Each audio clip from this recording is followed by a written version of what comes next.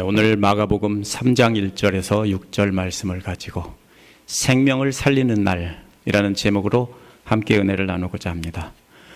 오늘 말씀도 지난주에 이어서 안식일 논쟁입니다.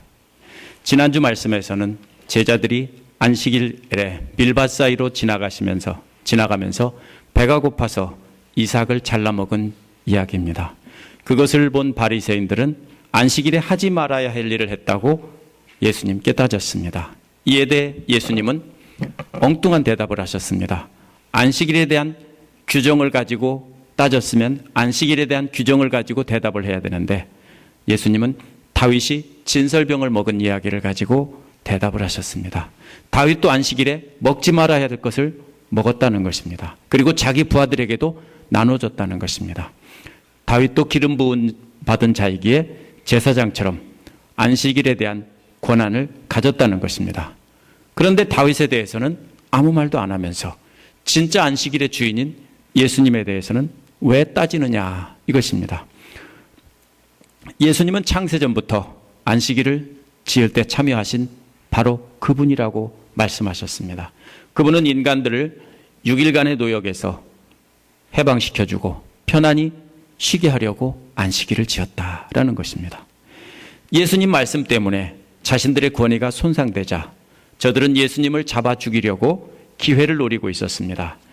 저들은 함정을 파놓고 예수님이 걸리기만 기다렸던 것입니다. 이러한 바리새파 사람들에게 무엇이 진정한 안식인지를 가르치신 것이 바로 오늘 말씀의 핵심입니다. 오늘 말씀을 통해서 우리는 어떻게 예수님의 마음으로 거룩한 삶을 살고 거룩한 날을 지킬지 생각해 보는 시간을 갖겠습니다. 첫 번째는 덫을 놓고 기다리는 바리새인들의 모습이 나옵니다. 1절, 2절은 먼저 본문에 시작하는 장면을 설명하고 있습니다. 먼저 그가 회당에 들어가는 모습입니다. 그리고 또 그곳에는 한쪽 손이 마른 사람, 오그라든 사람이 있었습니다. 원문에는 오늘 시작하는 부분에 예수님의 이름이 없습니다. 여기서 예수님께서 들어가셨다라고 했는데 원문에는 그가 들어가셨다 이렇게 말했습니다. 시간도 없습니다. 어떤 회당인지도 말하지 않고 있습니다. 그냥 회당이라고 했습니다.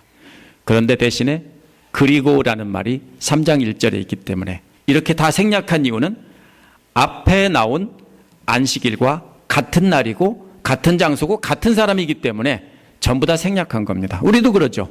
어떤 사람의 이름을 말하고 그 다음에는 계속해서 뭡니까? 그가 이러는 거죠. 그래서 2장 23절에서 28절과 연결되기 때문에 모두 생략하고 그리고라는 말로 연결한 겁니다. 그러므로 오늘 말씀은 지난주에 밀밭 사이로 통과해서 가버나움 회당에 들어가셨다는 겁니다. 예수님은 안식일을 지키기 위해 회당에 들어가신 것입니다.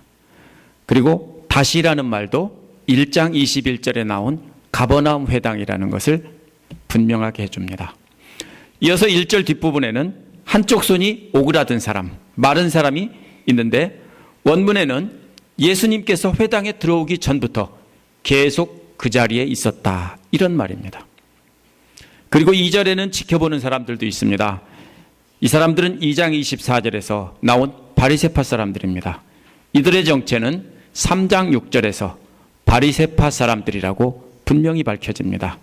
지난주 말씀에서는 이들이 예수님의 일행을 감시하고 있었습니다. 그런데 감시하고 있다는 말이 직접 나와 있지 않고 제가 그것을 설명해 드렸습니다. 암시적으로 나타나 있습니다. 그런데 오늘 말씀 2절에서는 지켜보고 있었다라고 했습니다. 무슨 말입니까? 계속해서 감시하고 있었다는 뜻입니다. 지난주에는 감시하고 있던 것이 암시되었지만 오늘 말씀에서는 직접 드러나 있습니다. 감시하고 있습니다.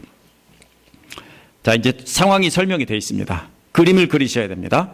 예수님이 들어오셨는데 손 오그라든 사람이 있고 또 감시하는 사람들이 있고 이게 상황입니다. 바리새인들은 예수께서 손이 오그라든 사람을 안식일에 직접 고치는지 계속 감시하고 있었습니다. 제 생각에는요, 손이 오그라든 사람을 바리새파 사람들이 데려다 놓았을 가능성이 매우 높습니다. 이것은 마치 덫을 설치하고 토끼 같은 작은 짐승들을 잡으려고 기다리는 사람과도 같습니다. 또 함정을 파놓고 그 안에다가 어릴 때 해보셨죠? 오물을 넣어놓고 함정을 판 다음에 함께 모여서 쉬하고 그리고 덮어놓고 마른 흙을 덮은 다음에 빠지길 기다리는 거죠. 또 낚싯바늘에 새우를 꿰어가지고 물에 던져놓고 기다리는 것과도 같습니다. 지금 기다리고 있습니다. 걸리기만 해봐라. 이 사람들은 누구를 잡으려고 하는 겁니까? 예수님을 잡으려고 하는 겁니다. 그래서 계속해서 이 사람과 예수님을 감시했던 것입니다. 이거를 보면요, 이 사람들은 한두 번 하는 일이 아니라는 걸 알 수 있습니다. 늘 이들이 하는 일이 남들을 감시해서 안식일법을 지키는지 안 지키는지, 안 지키는 사람은 곤란해서 처벌하고 쫓아냈던 것입니다. 바리새파 사람들은 자신들이 자세한 규정을 만들어 놓고 하나님의 법이라 주장했습니다. 안식일에 관한 규정들도 이 사람들이 개발한 것입니다. 이 사람들은 원래 바빌로니아 포로에서 온 하시딤이라는 무리들인데 아주 신실한 사람들입니다. 근데 이들이 하나님의 나라를 회복시키기 위해서 어떻게 해야 되느냐 해가지고 율법을 자세한 규정들을 만들었습니다. 원래 유대인들은 1년에 한 차례 속죄일에 금식하라고 되어 있습니다. 그런데 어떤 사람이 야, 1년에 한 번이 뭐냐? 적어도 한 달에 한 번은 해야지. 이렇게 해서 한 달에 한 번 하기 시작했습니다. 근데 어떤 사람이 또 야, 한 달에 한 번이 뭐냐? 그래도 일주일에 한 번씩은 해야지. 이렇게 되다가 나중에는 일주일에 한 번도 적다. 우리는 일주일에 2번씩 하자. 이 사람들이 바로 바리새인들입니다. 왜 그렇게 했습니까? 자신들의 경건을 자랑하려고 일주일에 2번씩 금식을 했던 사람들입니다. 마찬가지로 이 사람들은 안식일에 관한 규례를 39개나 만들었습니다. 그런데 39개마다 각 규칙마다 뭐가 있냐면 세칙이 6개씩 달려 있습니다. 그러면 39 곱하기 6 해서 234개의 안식일 규정이 있었습니다. 이렇게 많은 규칙을 만들어 놓고 누가 걸리나 안 걸리나 어디 보자 라고 감시하고 있었던 것입니다. 지키지 않는 사람은 누구든지 골라서 죄인으로 몰아서 내쫓았습니다. 이러한 모습을 보고 예수께서는 마태복음 11장 28절에서 수고하고 무거운 짐진 자들아 다 내게로 오라. 내가 너희를 쉬게 하리라 하셨습니다. 여기서 무거운 짐이 바로 뭐냐면요, 이 수많은 율법 규정들입니다. 오늘 본문에 나온 바리새파 사람들은 안식일에 관한 규정을 가지고 사람들을 힘들게 했습니다. 그러다 보니까 사람들은 안식일에 쉬지 못하고 어떻게 합니까? 긴장, 초긴장입니다. 일할 때는 뭐만 잘하면 돼요? 일만 열심히 하면 되는데 안식일에는 회당에 나와서 아니면 어디 다니다가 걸릴까 봐 혹시 모르는 200몇 개 중에 34개 중에서 뭐가 걸릴지 모르니까 항상 노심초사 조심하면서 긴장 속에 살았던 것입니다. 이들은 지난주 말씀에서 제자들이 안식일법을 지키지 않는다고 예수님께 분명히 경고했습니다. 이는 자신들이 안식일의 세부 규정을 만들었기 때문에 자신들이 주인이라는 겁니다. 따라서 제자들뿐 아니라 예수님까지도 자기들 말을 들어야 한다는 것입니다. 그런데 이런 의도로 따지는 바리새파 사람들에게 예수님이 뭐라고 하셨냐면 안식일을 제정한 주인이 누구냐? 내가 주인이다 라면서 저들의 경고를 무시해버렸습니다. 이는 예수님 자신이 하나님이라고 하신 것입니다. 그래서 저들은 예수님을 잡으려고 덫을 설치해놓고 걸리기만 해봐라. 그럼 어떻게 하겠다? 하나님을 모독한 죄로 잡아 죽이겠다. 이렇게 하고 있는 것입니다. 분명한 것이 하나 있습니다. 저들은 예수께서 불치병을 치료할 능력을 지녔다는 것은 의심하지 않고 있습니다. 분명히 믿고 있어요. 그렇죠? 능력이 있다는 걸 믿는 게 믿음입니까? 아니에요. 여기 보면은 이렇게 놀라운 능력이 있다는 걸 알았기 때문에 치료하기만 해봐라. 아니, 손이 오그라든 사람은 어떻게 치료해요? 그렇죠? 하나님의 능력이 아니면 어떻게 치료하냐고요. 근데 그거는 믿었어요. 틀림없이 치료할 거다. 치료하기만 해봐라.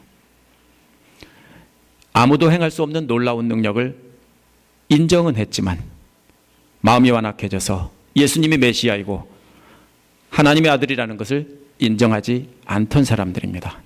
그래서 예수께서 놀라운 가르침을 전하시는 것도 듣고도 믿지 않았습니다. 이것이 오늘 본문을 시작하는 장면입니다. 두 번째로 답변하시는 예수님의 모습이 나옵니다. 3절에 보면 예수께서 기적을 행하시는 모습이 나오지만 우리는 눈치채지 못합니다. 그 기적은 바리새파 사람들이 설치한 덫을 이미 알고 있었다는 겁니다. 예수님은 사람들의 계략과 마음속까지 다 알고 계신다는 것입니다. 함정을 파놓고 걸리기만 해봐라 하는 모든 수를 다 읽으셨다는 겁니다. 그래서 손이 마른 사람이라는 미끼에 연결되어 있는 보이지 않는 낚싯줄을 누가 잡고 있는지 다 아시고, 그리고 그래서 3절에서 손 마른 사람에게 다짜고짜 가운데로 나오너라. 설명도 듣지도 않고 아무 말도 할 것 없이 가운데로 나오너라. 원래 회당에서는요, 회당 둘레에 이렇게 앉고 바닥도 주변에 이렇게 앉고 그런 구조입니다. 그런데 그 회당 가운데로 나오는 것은 뭡니까? 가르치거나 아니면 시범을 보여주거나 그럴 때 나오라는 겁니다. 가운데로 나오라고 했습니다. 이게 무슨 뜻입니까? 너희들 딱 걸렸어. 의도를 다 알고 계시다는 말입니다. 이게 기적입니다. 그리고 4절에서 감시하고 있던 사람들에게 질문하셨습니다. 사실 저들은 숨어있는 사람들이에요. 누군지 어떻게 알아요? 자신들이 함정을 파놓고 절대 눈치채지 못할 것이다. 왜? 손 마른 사람도 회당에 있을 수 있죠. 절대 눈치 못 챌 거다. 그런데 자신들이 내놓은 미끼를 불러서 회당 가운데 세우니까 미끼에 매달려 있는 줄도 따라서 줄줄이 걸려서 나오는 거죠. 이렇게 질문하자 저들은 깜짝 놀랐을 겁니다. 자기들이 설치한 덫이 다 드러났기 때문입니다. 이런 저들에게 예수님께서 질문을 하셨는데 몰라서 질문한 게 아닙니다. 이러한 질문은 주로 예수님께서 대적들이 공격할 때, 방어할 때 질문하셨습니다. 2장 8절에서 하나님 한 분밖에 누가 죄를 용서할 수 있는가 하고 마음속으로 생각했을 때 2장 9절에서 뭐라고 했습니까? 질문으로 방어했습니다.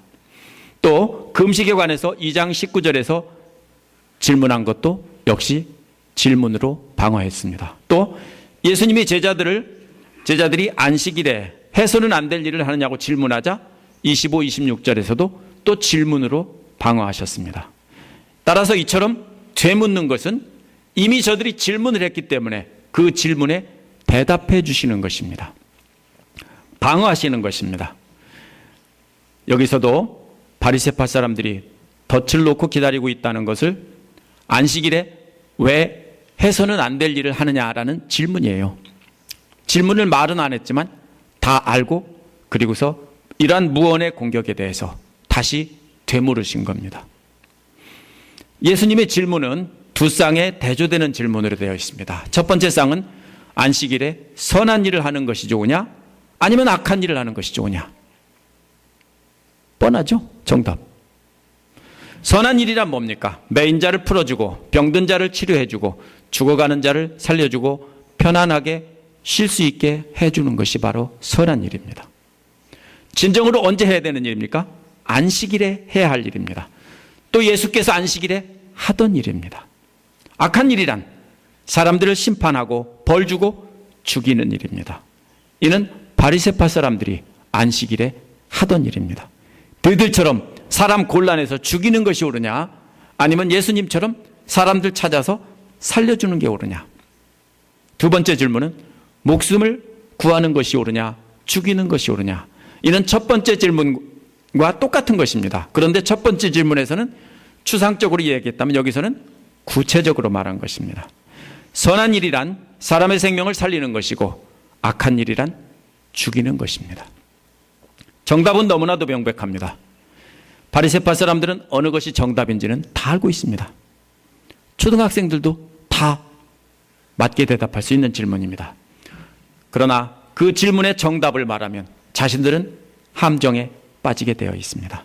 그렇기 때문에 대답을 안 한 겁니다. 만약 선을 행하고 사람의 생명을 살리는 것이 옳다라고 정답을 말하면 그러면 안식일에 치료하는 일을 왜 정죄하느냐? 걸리는 것입니다. 그래서 저들은 대답하지 않고 침묵했습니다. 하지만 저들은 아무리 대답을 회피해도 이미 걸렸습니다. 자신들이 파놓은 함정에 자신들이 빠졌습니다. 자신들이 던진 낚싯바늘에 자기들의 코가 꿰어졌습니다. 그래서 자기들이 걸렸어요. 그래서 자신들이 설치한 덫과 함정과 낚싯바늘에 자기들이 걸렸다는 것을 깨달았기 때문에 입을 다물고 침묵한 것입니다. 침묵은 저들의 완악함의 표현입니다. 바리새파 사람들은 선한 일은 안식일의 규정을 지키는 것이지 치료하는 것이 아니었습니다. 저들에게 선한 일은 안식일 규정을 어기는 사람을 찾아내서 벌 주고 쫓아내는 것이 선한 일이라고 생각했습니다. 저들에게 가장 중요한 일이었어요. 저들에게 안식일에 치료하는 것은 악한 일, 하지 말아야 할 일입니다. 저들의 안식일 규정이 사람들의 건강과 행복보다 더 중요한 것이었습니다. 주객이 전도됐어요. 그래서 이처럼 악한 저들에게 예수님께서는 하나님 창조 때 원래 뜻이 무엇인지를 보여주시는 겁니다. 예수님은 안식일에 인간에게 이익을 주는 하나님의 선물이라는 것을 알려주시는 겁니다. 병마에 사로잡혀 고통당하고 있는 사람을 어떻게 하는 겁니까? 치료해 주어서 편안하게 안식할 수 있도록 하려는 것입니다. 예수님의 질문은 하나님의 뜻에 따라 진정으로 건강하고 행복한 삶으로 안식할 수 있도록 도와주는데 왜 그것을 방해하느냐? 이것입니다. 그래서 세 번째로 보면은 회복시키시는 예수님과 죽이려는 바리새파 사람들이 나옵니다. 보통 질문을 받은 사람이 대답을 못하면 어떻게 하는 겁니까? 질문한 사람이 답을 말해줘야 합니다. 그렇죠? 따라서 바리새파 사람들이 대답을 안 하고 침묵했기 때문에 이번에는 예수님이 답을 말해줘야 됩니다. 그런데 5절에 보면 답을 안 하셨습니다. 대신 화가 나서 노려보고 이렇게 둘러보셨습니다. 저들은 자신들의 죄를 회개하고 예수님 앞에 엎드려서 용서를 구했어야 옳습니다. 예수님이 기대한 저들의 답은 그것입니다. 변명이 아니라 자기들이 잘못 알았다, 자기들이 잘못했다 라고 하나님 말씀에 순종하고 예수님께 용서를 구했어야 옳습니다. 그런데 끝까지 자기들이 옳다고 자기들의 잘못을 인정하지 않고 버티자 예수님도 답을 주는 대신에 분노한 채로 노려보면서 둘러보신 겁니다. 그리고 그들의 마음이 굳어진 것을 탄식했습니다.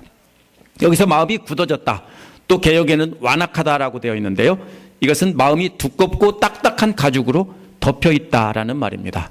구약 성경 여러 곳에서 이러한 상태를 책망하거나 고치라는 말이 나옵니다. 신명기 10장 16절에서는 마음의 할례를 행하라 했습니다. 또 예레미야 4장 4절에서는 스스로 할례를 행하여 마음 가죽을 베라 그랬습니다. 바울도 로마서 2장 29절에서 할례는 마음에 하라고 했습니다. 모두가 뭡니까? 마음이 딱딱하고 두꺼운 가죽으로 덮여 있어서 하나님의 말씀을 깨닫지 못하고 하나님의 마음을 느끼지 못하기 때문에 한 말입니다. 예수께서 저들의 마음이 완악하게 굳어진 것을 탄식한 것도 이러한 구절과 관련해서 이해해야 됩니다. 할례는 뭡니까? 원래 이스라엘 사람들이 남자들의 생식기의 두꺼운 가죽을 베어내는 것입니다. 그러면 생식기의 민감한 부분이 드러나게 돼서 살짝만 스쳐도 민감하게 반응하는 것입니다. 이처럼 두꺼운 마음의 가죽을 베어내서 하나님의 말씀에 민감하게 반응해야 한다는 것을 예로 이렇게 표현한 것입니다. 예수께서 하나님의 마음을 가지고 선포하시고 가르치시고 보여주셨습니다. 만약 저들이 마음의 할례를 받았더라면 즉시 민감하게 반응해서 회개했어야 옳습니다. 그런데 저들은 전혀 마음에 가책을 받지 않고 예수님을 트집 잡아서 죽이려고만 했습니다. 그래서 화가 난 채 둘러보며 저들의 두꺼운 마음 가죽 때문에 슬퍼하며 탄식하고 계신 것입니다. 그래서 저들에게 대답해 주는 대신에 탄식으로 대신한 겁니다.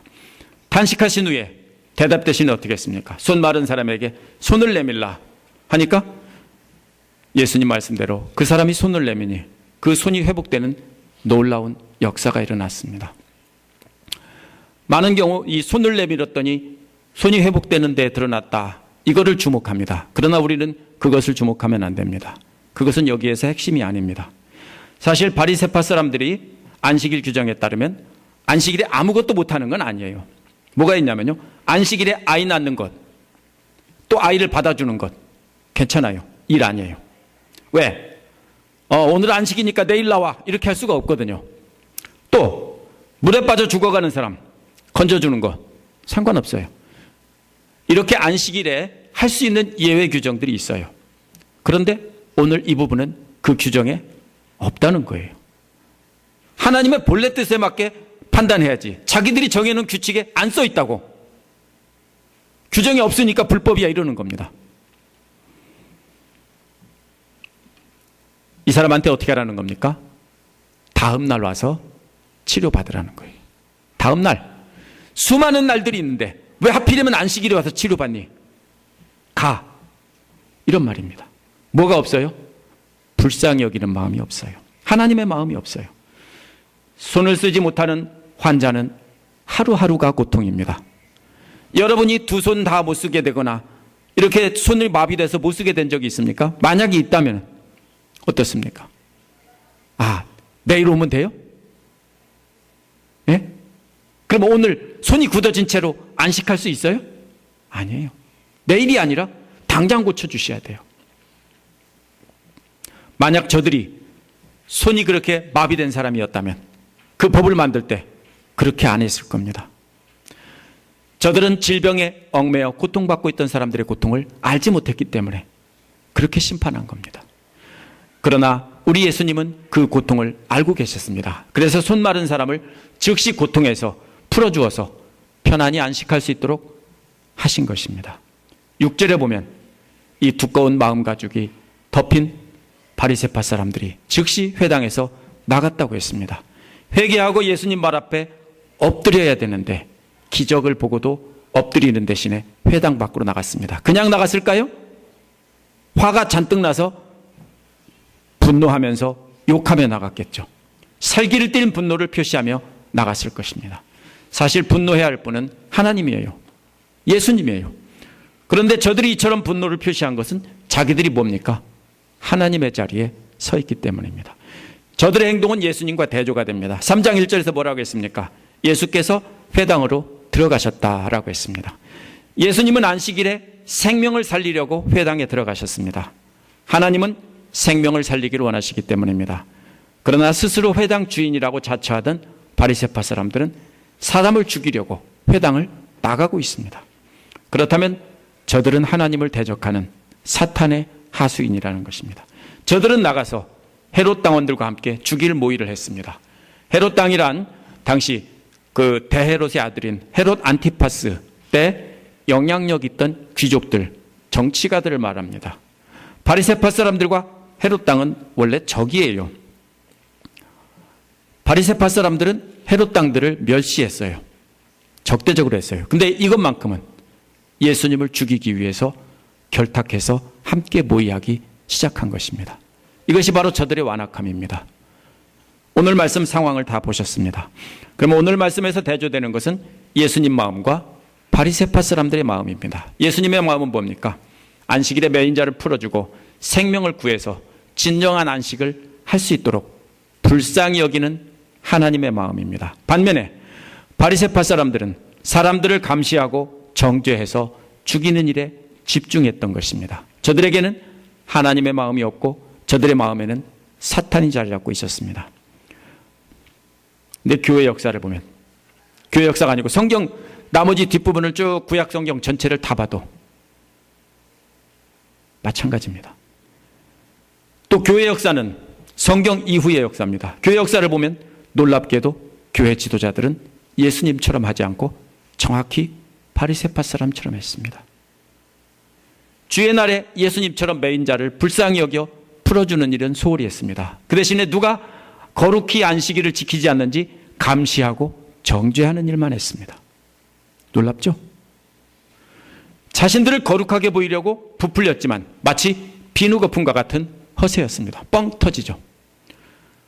풀먹인 흰 칼날을 높이 세우고 거룩한 옷을 입고 목에 힘을 주고 사람들을 엄격히 감독하고 정죄했습니다.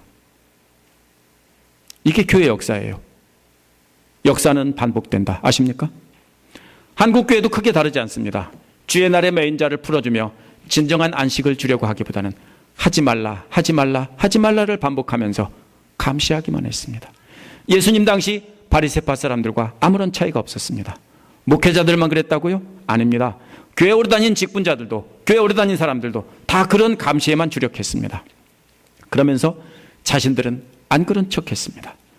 그러나 그러한 교회 지도자들의 속을 들여다보면 물질주의라는 우상에게 절을 하고 있었고, 자신들은 돈도 있고 시간도 있기에 비싼 어른 장난감을 사서 여가를 즐기면서 힘들게 노동하면서 지쳐서 주일날 지키지 못하는 사람들을 책망했어요. 이것이 바로 뭐냐면요, 한국의 그리스도인들이고 미국의 그리스도인들도 마찬가지예요. 자기들은 돈이 있으니까 토요일날 쉬면서 비싼 장난감으로 실컷 놀다가 주일날 나오지만, 이 힘든 사람들은 먹고 살기도 힘드니까 일주일에 6일을 일하고도 모자라서 7일째도 또 일하고 있는 거예요. 그런데 이 나쁜 놈들아 하면서 비난만 하고 있는 거예요. 예수님과 뭐가 달라요? 바리새파 사람들과 뭐가 달라요? 우리도 특별히 노력하지 않으면 바리새인들처럼 된다는 것이 성경이 증명하고 교회 역사가 증명합니다. 새벽기도 참 좋은 것입니다. 그러나 새벽기도 열심히 하면 자연히 어떻게 됩니까? 이거 쟤들은 새벽기도도 안 나와. 그렇게 하겠죠? 그리고 무시한다면 바리새파 사람입니다. 말씀 묵상하는 거 참 좋은 일입니다. 그런데 자신은 하면서 집사가 돼가지고 말씀 묵상도 안 하냐? 정죄하면 역시 뭡니까? 바리새파 사람입니다. 어떤 사람이 주일을 지키 못하면 집사가 되어가지고 주일도 못 지키냐? 당신이 집사냐 아니면 잡사냐? 이렇게 하면 역시 바리새파 사람입니다. 바리새인들은 뭡니까? 나는 거룩한데 다른 사람은 다 문제라고 보는 사람이고 불쌍히 여기는 마음이 없는 사람입니다. 불쌍한 사람을 건져주고 살려주는 것이 안식일에 해야 될 우리의 일입니다. 그런데 그렇게 하지 않고 반대로 정죄하면서 나만 거룩하다고 한다면 정확히 사탄의 마음입니다. 제가 고등학교 2학년 가을부터 교회를 나가기 시작했습니다. 우리 선친께서 5년간 병석에 계셨기 때문에 경제적으로 말할 수 없이 어려웠습니다.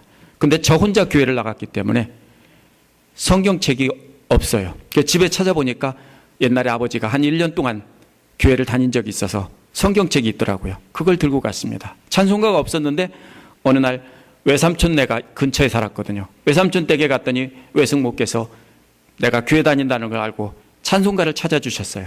근데 펴보니까 1장부터 40장까지 없어요. 거룩이 다 없어요. 제 외사촌 동생들이 그 당시에 4살, 6살이었는데 얘들이 앞에서부터 뜯어가지고 다 종이접기하고 놀았어요.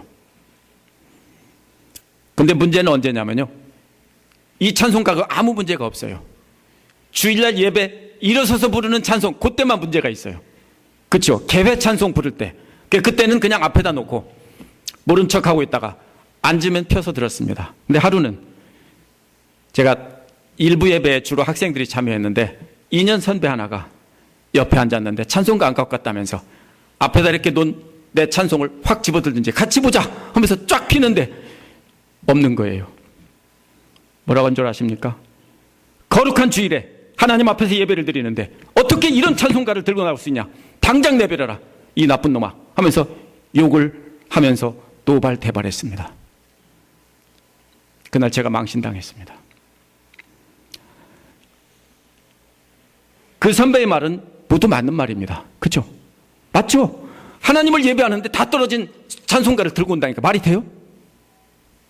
만약 제가 돈이 있으면서 그 돈을 다른 데 쓰면서 이걸 그대로 들고 왔으면 저는 비난을 받아야 마땅합니다.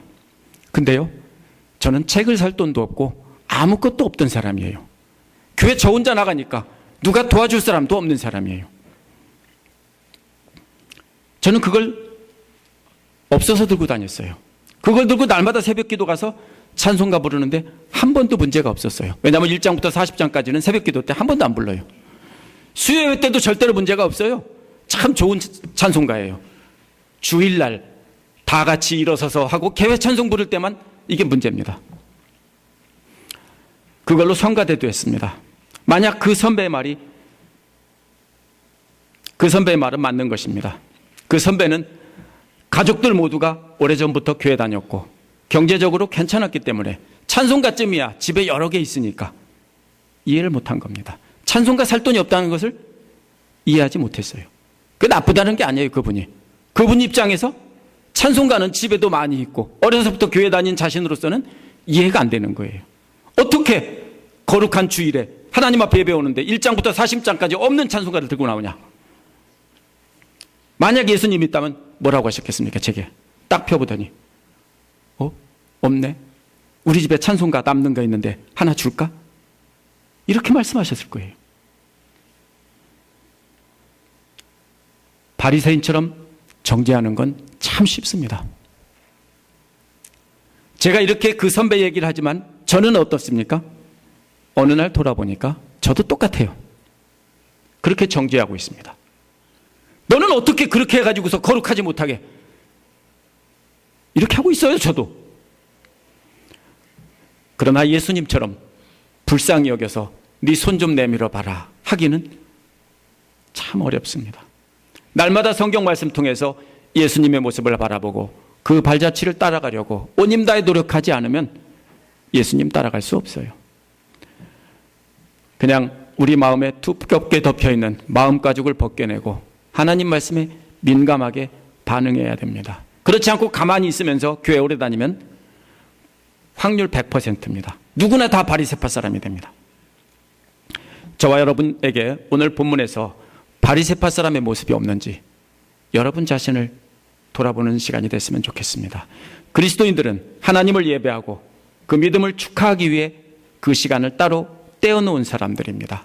그런데 함께 축하하기 위해서는 먼저 뭡니까?